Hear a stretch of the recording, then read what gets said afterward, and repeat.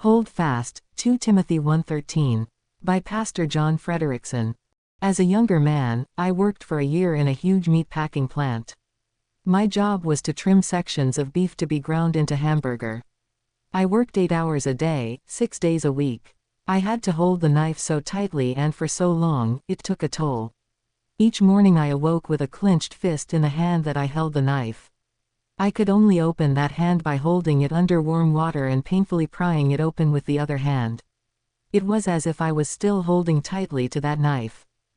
Paul implored Timothy to hold fast the firm sound words, which thou hast heard of me, in faith and love which is in Christ Jesus, 2 Timothy 1:13. For 2 years, Timothy companied with Paul as he proclaimed new doctrines of grace. Timothy frequently heard Paul's doctrines as he taught in the synagogues, the school of Tyrannus, and in local churches formed in places like Ephesus. But Ephesus was a dangerous and difficult place for Timothy to minister in Paul's absence.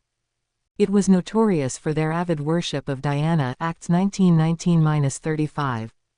A riot broke out over Paul's teaching, forcing him to leave the city.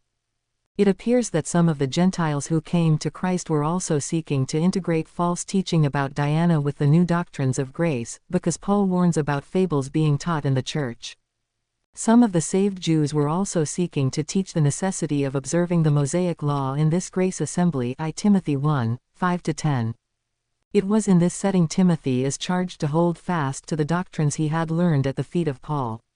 In fact, he was to charge others that they teach no other doctrine, I Timothy 1:3. Paul was counting on Timothy to be the guardian of the truth so that truth would not be compromised or lost.